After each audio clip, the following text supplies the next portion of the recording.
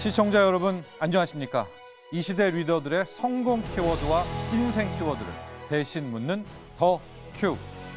안녕하십니까? 오늘부터 새롭게 진행을 맡은 정철진입니다. 더 큐. 오늘의 주인공은 바로 이분입니다. 네, 이 남산 자락에서 반세기 넘게 한국을 대표하는 문화공간으로 자리 잡은 곳이 있습니다. 바로 국립극장인데요. 이곳의 수장이 꽤 오랫동안 공석이었다가 작년 봄에서야 드디어 딱 맞는 리더를 찾았습니다. 국내 1세대 예술행정가 박인건 국립극장장님 모셨습니다.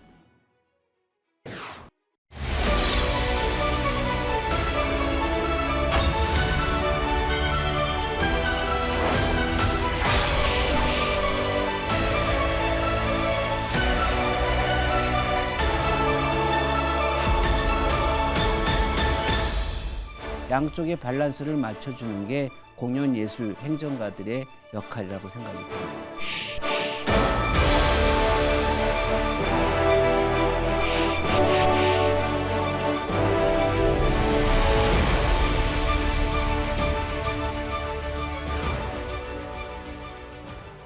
극장장님 반갑고 또 나와주셔서 감사합니다. 네, 안녕하십니까? 네. 감사합니다. 네.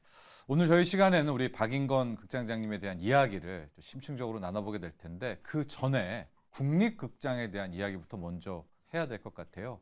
1950년에 설립이 됐다라고 하니까 벌써 이 시간이 얼마입니까? 그렇죠? 글쎄요, 70년이 넘었죠. 네. 근데 이제 남산으로 이전한 거는 한 50년 돼요. 1973년에 예. 남산으로 이전을 해서 사실 많은 공연도 있었고 또 슬픈 역사도 있습니다. 네. 그 74년에 아마 유경수 여사님이 거기서 돌아가셨고, 네. 근데 저희 이제 국립극장은 사실은 오페라 또는 뭐 합창단, 네. 또 극단 이렇게 서양 예술 장르들은 재단 법인으로 됐고, 네. 저희가 지금 3개 단체를 가지고 전속 단체가 있는데, 산하 전속 단체는요? 그게 이제 창극단하고 또 한국무용단하고 그다음에 국악간현악단 이 세 개 단체가 네. 그러니까 아무래도 전통을 기반으로 해서 제가 창작을 하는 그런 아마 조금 정체성을 가진 극장이라고 말할 수 있습니다. 그러니까 이제 세 개 단체는 아예 전속 단체로 그렇죠. 됐고요. 네. 예. 그리고 이제 대관도 중간중간에 또 맞습니다. 하고요. 네. 대한민국의 어쨌든 예술계를 이끄는 극장이고 그곳의 극장장이신데요. 오늘은 바로 우리 박인건 극장장님에 대한 이야기를 해볼 텐데 저희가 좀 뭐 이렇게 이야기를 하기에 앞서서 키워드를 몇 개 꼽아봤습니다. 그래서 키워드에 맞춰서 좀 이야기를 한번 하나씩 풀어가 보려고 하는데 예술행정, 바이올린, 또 보스건도 보이고요. 이 중에서 확 먼저 우리 극장장님의 눈을 끄는 키워드가 있다면 뭘까요? 글쎄요, 뭐 아무래도 제가 살아온 건 예술 행정이겠죠. 예술 행정. 네. 예. 예술 행정. 이 키워드도 좀 이해할 것 같으면서도 좀 어렵기도 합니다. 그러니까 예술, 공연 뭐 이런 거에도 행정이 필요하다. 이런 예술 건가요? 행정이란 단어가 나왔던 거는 1960년대쯤 나왔어요. 예. 그러니까 이제 예술 자체를 과거에는 뭐 귀족이라든가 또는 종교라든가 또는 이런 데서 지원을 하다가 이제 국가가 지원을 하면서 네. 예술 행정이라는 게 나왔고 예. 단어는 참 좋잖아요. 예술하고 행정. 근데 네. 사실은 예술 행정이라는 단어가 물과 기름이라는 얘기는 해요. 왜냐하면 예술하는 사람들은 결과를 중요시하고 예. 행정은 과정을 중요시하니까 그 행정과 그 예술 안에 갈등이 있었죠. 예. 그런 걸 이제 저희가 조절하는 게 저희들 역할 아닌가 하는 예. 생각을 갖습니다. 지금 이제 예술 행정이 이제는 또 예술 경영이라 그래 갖고 옛날에는 이 문화의 산업이 안 들어갔지만 요즘 문화 산업 포럼도 있고 다만 이제 이 예술가 산업에 대해서 고민들을 하는데 예술가 행정에 대한 고민을 우리 같은 사람은 예술하는 사람들한테는 어떤 요즘에 어떤 산업이라든가 행정을 이해시켜야 되고 또 행정하는 사람들한테는 거꾸로 예술가를 이해시키기 때문에 그 밸런스라는 단어를 저는 말씀을 드리고 싶어요. 그 양쪽의 밸런스를 맞춰주는 게 공연 예술 행정가들의 역할이라고 생각이 됩니다.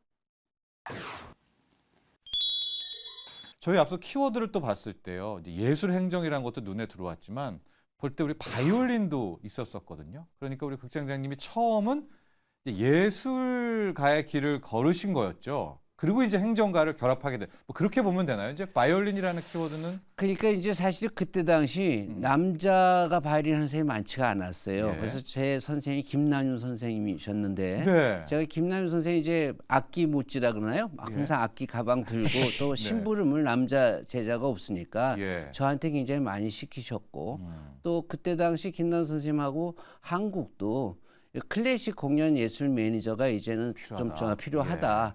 그래서 그때 이제 김 선생님이 오히려 이쪽 길이 어떻겠느냐 해서 제가 87년에 네.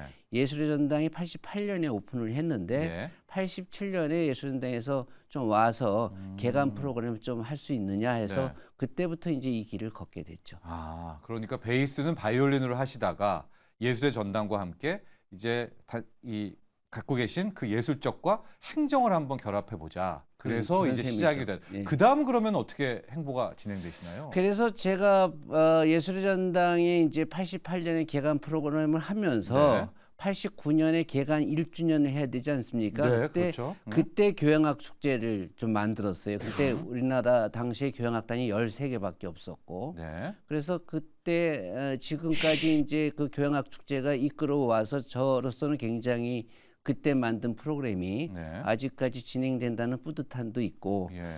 그다음에 이제 세종문화회관이 99년에 예. 재단법인 되면서 그때 이종덕 사장님이 새로 재단법인 되니까 그쪽 예. 와서 좀 도와달라 해서 제가 세종문화회관 가서 한 6년간 아, 예. 재단법인 작업을 합니다. 예. 그래서 그거 끝나고 47살 때 충무로에 재단법인에서 충무아트홀이 생기죠. 네. 그래서 제가 그때 초대 사장을 지내고 아, 그 다음에 이제 지방을 다니고 이렇게 그냥 그 CEO 길을 다니다가 오늘까지 왔다고 생각합니다. 그리고 이제 국립극장장에 극장장을 마셔. 어떻습니까? 이제 국립극장장 1년의 공연 계획도 좀 짜시고요. 전반적으로 이 공간을 어떻게 꾸밀까? 그러니까 컨텐츠에 대한 고민, 또 하드웨어에 대한 고민 다 같이 있으실 것 같은데 뭐 올해만 좀 놓고 보면 아니면 앞으로 계실 동안에 이 뭐 레퍼토리라고 할까요? 컨텐츠는 어떤 식으로 좀 이렇게 풀어가게 되나요? 이제 국립극장은 우선 콘텐츠는 정체성이 있어요. 네. 저희가 국립극장이 다른 극장하고 다른 거는 저도 이제 바깥에서 볼 때 네. 왜 국립극장은 무대 직원이 이렇게 많나 하는 생각을 항상 가졌었는데 예. 제가 여기 와서 봤더니 지금 전국에서 아마 그 제작을 직접 할 수 있는 극장은 유일하게 국립극장 하나입니다. 바꿔 말씀드리면 예. 무대 세트라든가 뭐 무대 소품이라든가 도구들 다 외주를 주는데 여기는 우리가 작화반이라 그래갖고 예. 직접 무대를 만들고 예. 소품도 만들어서 예. 가끔 이제 뭐 지퍼를 하나 만들게 되면 예. 예. 지팽이가 좀 길다 그러면 뭐 금방 잘라도 오고 네. 작다 그러면 다시 만들어도 주고 네.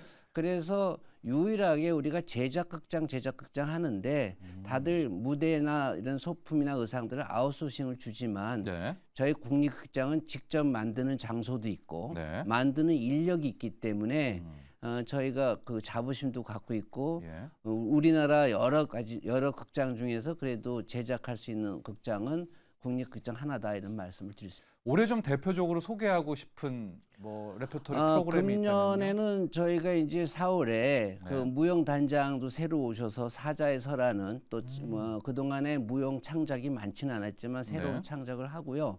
그다음에 창극단이 굉장히 인기입니다. 네. 그래서 만신이라는 페이퍼 샤먼이라는 곡 저희가 작품을 하는데 박할린 씨 아시죠? 네. 박할린 씨가 연출하고 안숙선 씨가 창작이라고 그러죠. 네, 네. 작창이라고 예. 우리 하는데 그래서 안숙선 씨가 하고 그다음에 국악간현악단은 야외에서 예. 그 전통주하고 와서 애주가라 그래서 술을 같이 드시면서 공연을 보는 저희가 프로그램 이벤트를 한번 만들어봐요. 예. 그래서 3개 단체가 그렇게 대표적으로 진행을 하고 예. 여름에는 이제 기획으로 여울악 페스티벌이라고 항상 진행됐던 예. 그런 행사와 더불어서 겨울쯤에는 네. 과거에 국립극장 그러면 그 마당놀이가 상당히 인기였거든요. 네. 그 마당놀이를 통해서 뭐 스타도 많이 나왔고 윤문시 씨라든가 네, 김성년 생각납니다. 선생님이라든가 그래서 그 마당놀이를 한번 다시 살려보는 그런 작품을 준비하고 있습니다. 묵향 얘기가 참 많이 나옵니다. 한국 무용 묵향. 이것도 꽤 뭐 전 이제 대표 프로그램이 보통 극장에서 만드는 공연들이라든가 국공립단체의 공연들이 작품을 만들고 그게 장기적으로 하기가 참 힘들고 네. 또 장기 뭐 단장님들이 또 바뀌게 되면 또 자기들이 또 맞아요. 새로게 되고 네. 근데 한 작품이 10여 년 동안 계속 꾸준히 해오면서 또 해외 공연도 많이 다녀왔습니다. 네. 제가 작년에는 미국과 캐나다도 다녀왔고 그래서 한 50여 회가 계속 꾸준히 이루어지는 작품은 굉장히 바람직하다고 생각을 하고 있고요. 또 그 작품이 해외에서나 국내에서 많은 관심과 사랑을 받고 있다는 말씀을 드릴 네. 수 있습니다. 조금 더 요즘이 이제 MZ 세대들도 오면서 대중지향적 뭐 이런 프로그램 레퍼토리 개발 이런 고민도 좀 하시나요? 좀 어린 친구들도 당연하죠. 함께. 제가 어린애들 위해서 국악관현악단에서는 뭐 어린 유치원 애들이라든가 국민학교 관현악을 소개하는 예. 그런 프로그램이 있고 항상 또 이렇게 가끔 고무적인 건 뭐냐면 네. 창극단 연습할 때 보면 이렇게 커피차가 들어오고 또 샌드위치차가 들어와서 뭐냐 그러면은 저희 그 창극단에 유태평양이라든가 김준수라든가 스타들이 좀 많이 있어요. 네. 그 스타들을 위해서 그 팬들이 아. 연습 때부터 이렇게 뭐 연습을 잘하라고 예. 그 뭐 저기 박수도 보내주시고 또 예. 공연 때는 예. 뭐 매해 매진이 되는 그런 걸 보면은 아, 이 창극이 젊은 사람들한테도 이렇게 파고 들어갈 수 있겠구나 하는 생각이 이제 드는데 네. 사실 전통을 이제 기반으로 한다면은 우리가 창극하면은 한국 것만 생각하지 않습니까? 근데 이게 베니스의 상인이라든가 네. 또 트로이 여인이라든가 저희가 그 트로이 여인들 가지고 작년에 네. 에든버러 가서 그 저희가 가디언지에서 별 5개를 받았어요. 별 5개는 최우수 작품이거든요. 트로이의 여인이고요. 예. 그래서 금년에는 그 저기 바비칸 센터에서 네. 저희를 그 리어왕 가지고 다시 재초청을 합니다. 네. 그래서 지금 창극이 많은 해외에서 주목받고 초청을 받고 있는 것이 네. 젊은 사람들 관객이 많이 늘면서 저희가 그런 효과를 누릴 수 있다고 생각합니다. 그러니까 국내에서도 확연하게 뭐 창극뿐만이 아니라 이런 공연 쪽에서도 젊은 층이 유입되고 있다는 걸 이제 맞습니다. 느끼시겠죠.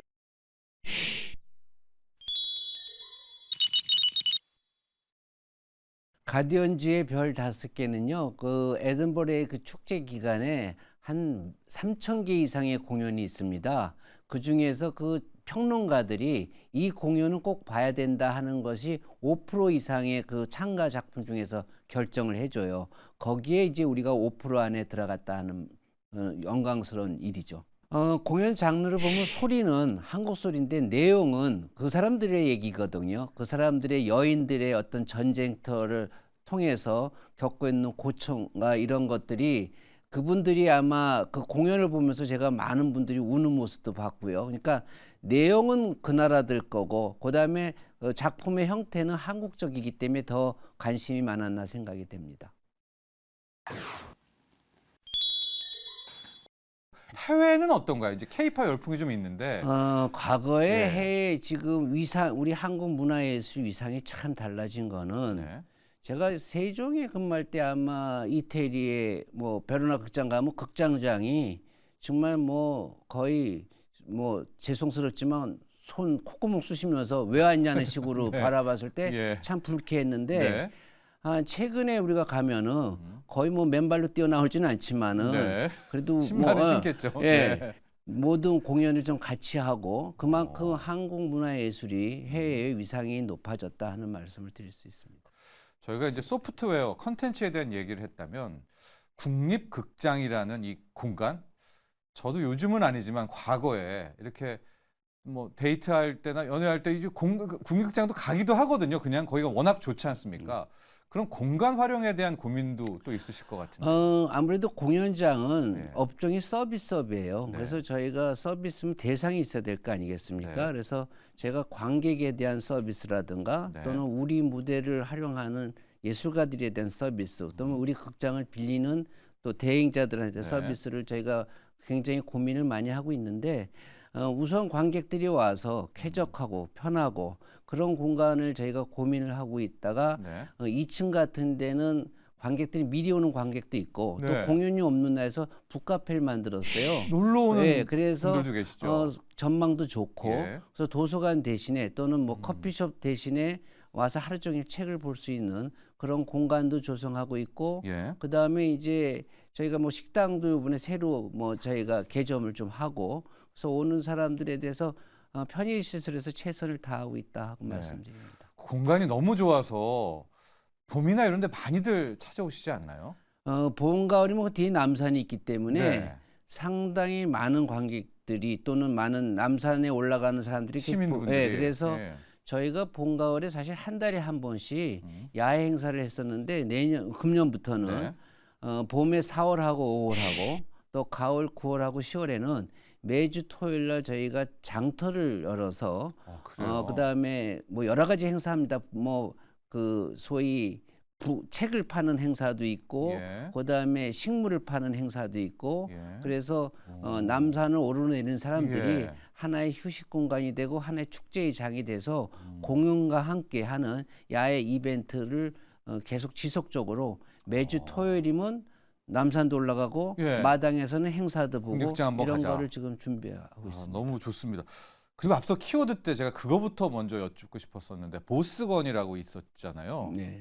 보스건이 뭔가요? 보스건? 그게 제가 예술의 전당 했을 때 그때 이제 우리가 행정에서 뭐 네. 이제 이메일도 그때 이제 조금 처음 생기기 시작하고 99년 맞아요. 예. 80년대니까. 예. 근데 이제 예. 제가 그 뭐 닉네임도 해야 되는데 항상 제가 공연 부장일 때 회의할 때 제가 회의를 주관하면서 결정은 내 마음대로 할 테니까 의견 좀 내봐 이러고서 항상 회의를 진행했더니 예. 직원들이 그냥 닉네임을 보스건으로 했다가 예. 그냥 어떻게 보면은 그 보스건이 닉네임이 돼서 아마 네. 이렇게 나온 것 같습니다. 요즘 이메일도 그러면 그러지는 않습니다. 이제 보스건은 안 네. 쓰시고요. 교양학 축제를 이렇게 좀 추진하신 것도 역시 그렇죠. 좀 예, 그때 보스- 반대하는 예. 분도 좀 있었는데 예. 밀고 나갔었죠. 그때. 예. 그때 상황 잠깐 들어보실 수 있을까요? 그때 이제 예를 들자면은 전국에 있는 교향악단을 참 모으기가 힘들었는데 맞아요. 뭐 예컨대 이제 제가 제주 교향악단에 가서 좀 출연 좀 하자. 제주 교향악단 단원이 뭐 100명이 넘는다 그래서 깜짝 놀라서 갔죠. 예. 가면은 현악기가 20명이고 관악기가 80명이라는 거예요. 그래서 이런 편성이 어디 있냐 그랬더니 예. 제주 치주악단하고 제주 뭐 실내악단하고 합쳐갖고 만들었다. 그래서 이제 예. 자기네가 내년엔 제대로 만들어서 오겠다 해서 그 제주 교향악단도 그렇게 시작이 됐고 예. 그다음에 첫 해 부천시향이 나갈 때 그때 부천시향이 만들지 않았을 때예요. 네. 그래서 제가 임원정 선생한테 그 내년에 나오겠다는 거를 차라리 일찍 좀 1년에 나왔는데 연습을 굉장히 많이 해갖고 나와갖고 부천시가 최고로 그때 좋은 호평을 받았던 시절도 있고. 예. 근데 다만 굉장히 그 고무적으로 느낀 게 뭐냐면 그때 당시 전국체전이 있지 않습니까? 예. 그다음에 시장 군수님들이 지금처럼 이렇게 선거제가 아니고 임명제였어요. 네. 그러니까 이게 그 도나시가 교향악 축제 자기 시에서 할 때 시장이나 도지사가 안 나오면 안 되는 줄 알고 그냥 의무적으로 온 거예요. 네. 그럼 와서 향후회도 하고 예. 그럼 시장들이나 도지사가 보시고서 지원을 하게 되고 그러니까 그때 당시는 지방교향악단은 사실은 상임단원은 별로 없었어요. 그러니까 월급 받는 단원도 별로 없었는데 갔다 와서 월급 뭐 상임단원도 생기고 악기도 사게 되고 좋은 지휘자도 모시게 되고 네. 해서 그걸 계기로 해서 우리나라 교향악단이 지금 한 40여 개가 되고 예. 또 교향악단 발전이 가져왔다고 생각을 합니다. 이 교양학 축제도 그럼 벌써 한 지금 30년이 30년이 네. 그렇죠. 20년, 30년도 넘었나요? 88년, 89년부터 했으니까 예. 지금 한 33년째 돼가고 있을 겁니다. 자, 극장장님의 이제 예술 행정의 거의 1세대 우리나라의 독보적인 분이신데 예술 행정했을 때 또 하나 제가 떠오르는 교집합의 부분이 뭐 유럽의 메디치 가문 같은 후원, 좀 뭐 기업 후원이라고 표현해야 되겠고요. 또 이런 클래식에는 그런 부분들이 좀 필요한 것 아니겠습니까? 지금 그래서 저희가 아마 90년대 중반쯤에 메세나라는 운동이 처음 우리나라가 네, 네. 생겨서 예. 그때 아마 신동아 쪽에서 막 그 회장을 맡아 장하나 악기 사주는 것부터 그 메세나 운동이 예. 시작이 됐어요. 근데 이제 그래서 기업들이 많은 예술 단체를 좀 돕고 네. 그다음에 또 큰 기업에서는 좋은 음악회나 이런 걸 지원이 많았었는데 비교적 그 김영란법 때문에 사실은 그 아. 장단점이 있어요. 김영란법 예. 때문에 뭐 표를 공짜 표를 달라다든가 뭐 이렇게 청탁 같은 건 많이 사라졌는데 네. 이게 이제 표를 기업에서 사서 누구한테 줘야 되는데 금액이 넘어가면 그게 또 김영란법 위반이잖아요. 예. 그러니까 기업에서 표를 못 사주는 거예요. 그러니까 많은 예술단체나 많은 예. 기획단체가 과거에 지원받았던 숫자보다는 상당히 제약적이고 방어적으로 지금 지원을 받는 입장이 돼서 예. 그런 어려움이 좀 있다 하는 말씀을 드립니다. 아, 그건 어떤 좀 기술적으로 안 풀리고 있나요? 티켓 구매 그거는 관련한 과거에 부분은? 그래서 그 정부 쪽하고도 얘기를 해서 네. 그 문제는 한번 좀 고민해보고 풀어보자 하다가 또 고민하다가 또 정권이 또 바뀌고 뭐 네. 계속 이런 것이 반복이 됐는데 예. 순수 예술을 하는 사람들 입장에서는 예. 소위 그 기업에서 티켓을 사줄 때 네. 그 상한선이 좀 없었으면 하는 바람은 다 가지고 있죠. 네. 자, 어느덧 시간이 다 흘렀습니다. 이제 마지막 질문을 제가 드려야 될 것 같은데요. 올해 계획 분명히 있으실 것 같습니다. 국립극장 극장장으로서도 궁금하고요. 또 개인으로서도 꼭 이거는 있다면 그렇게 좀 전해주시죠. 저야 뭐 아까 말씀드린 것처럼 많은 관객이나 또는 많은 연주자들이 와서 국립극장이 나날이 조금 발전되고 있고 또 그 발전되는 상대들이 관객이나 예술가나 또는 우리 대관을 빌리는 사람들한테 우리가 어떤 서비스를 좀 더 해줄 수 있느냐 하는 거고요. 그러기 위해서 이제 환경 개선도 조금 더 필요하고 그래서 뭐 구체적으로 말씀드리면은 네. 좀 분장실도 앞으로 좀 럭셔리하게 네. 좀 호텔급으로 좀 하고 싶고 예. 그다음에 외벽도 우리 국립극장을 좀 더 알릴 수 있는 그런 좀 마케팅도 하고 싶고 또 많은 사람들이 사랑을 받을 수 있도록 저희가 어떤 인포메이션을 조금 획기적으로 만든다든가 이런 거에 지금 노력은 하고 있습니다. 네. 멋있는 쉼표를 갖는 게 저는 인생 키워드라고 생각하고요. 쉼표 자체는 음악에도 쉼표가 없으면 노래 부르는 사람이 숨 막혀 죽겠지요. 그리고 미술도 여백이 있어야 더 멋있는 그림이 되고요. 다만 이 쉼표를 자기가 멋있는 옷도 찾고 저희가 좋은 날에 공연장을 찾는 멋있는 쉼표가 됐으면 참 좋겠는데 이 멋있는 쉼표가 되기 위해서는 준비된 쉼표가 더 필요하지 않느냐. 말씀드리면은 우리가 공을 치러 갈 때도 굉장히 많은 준비를 하죠. 골프복을 산다든가 골프채를 산다든가 연습을 한다든가 우리가 산을 올라갈 때 힘들다고 케이블카 타고 올라가지는 않지 않습니까? 다만 이런 준비된 그런 쉼표가 인생의 멋있는 쉼표라는 생각이 듭니다. 저도 좀 쉼표가 필요한 것 같습니다. 오늘 함께해 주셔서 감사합니다. 네, 고맙습니다. 자, 이 시대 리더에게 물어보는 더 큐. 오늘은요, 박인건 국립극장장님과 함께했습니다. 시청해 주셔서 감사합니다.